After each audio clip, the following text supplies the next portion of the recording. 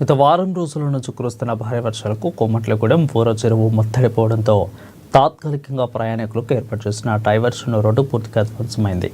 గత 6 నెలల క్రితమే ఈ హై లెవెల్ బ్రిడ్జి పనులను ప్రారంభించినప్పటికీ నేటికి పనులు నత్తనడకం కొనసాగుతున్నాయని, 6 నెలల నుంచి ఇంకా పిల్లల స్థితిలో లేని బ్రిడ్జి నిర్మాణం ఉందని స్థానికులు మండిపడుతున్నారు. అధికారుల పర్యవేక్షణ లోపం, ఇటు కాంట్రాక్టర్ల నిర్లక్ష్యంతో గర్భిణీ మహిళలు, వృద్ధులు, వికలాంగులు ప్రాణాలు అరచేతిలో పెట్టుకుని వాగు దాటాల్సిన పరిస్థితి ఏర్పడిందని ఆవేదన వ్యక్తం చేశారు. ఇక్కడైన కాంట్రాక్టరు సంబంధిత అధికారులు నిర్లక్ష్యం వీడి పనుల్లో వేగవంతం పెంచాలని గంగారం మండలాలు గ్రామస్తులు కోరుతున్నారు.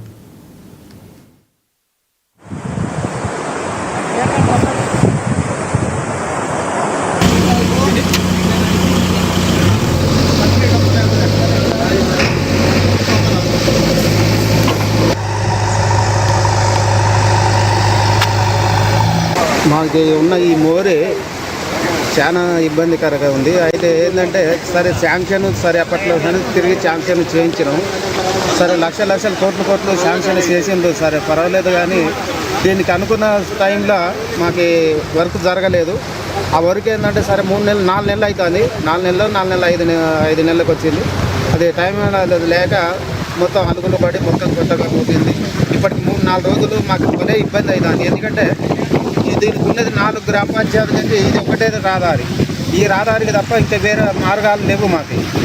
అంబులెన్స్ కానీ సరే హాస్పిటల్ కానీ ఎటు పోదామన్నా కూడా ఇదే ఒకటే రహదారి. దీనికి తప్ప మాకు ఏ రహదారి లేదు.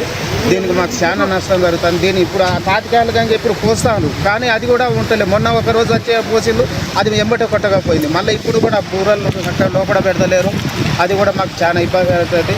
దీని అధికారులు కొద్దిగా స్పందించి మాకు రాకపోకట్లు మంచిగా చేయాలని మేము కోరుతున్నాం. ఎందుకంటే ఇన్ని ఖర్చులు పెట్టి కూడా మాకేం లాభం లేకుండా అయిపోతుంది. చాలా ఇబ్బందులు జరుగుతాయి మాకున్న ప్రజలకు. కానీ ఇప్పుడు స్కూళ్ళకి టీచర్లు రావాలంటే వాళ్ళు వచ్చి అవతల గడ్డకే ఉండిపోతాను. హాస్పిటల్ స్టాఫ్ కూడా వచ్చి వాళ్ళ అవతల గడ్డకే ఉండి చూస్తాను. వాళ్ళకి ఇటు రాలేకపోతాను. వాళ్ళని నేను కూడా ఏం అనలేకపోతాను. ఎందుకంటే వాళ్ళు ఆధార్ కరెక్ట్ లేక వాళ్ళు చాలా ఇబ్బందులు జరుగుతున్నాయి. ఇవన్నీ మమ్మల్ని మా కష్టాలను చూసి అధికారులు మంచిగా పట్టించుకొని మాకు ఇచ్చేయాలని మేము కోరుకుంటాం.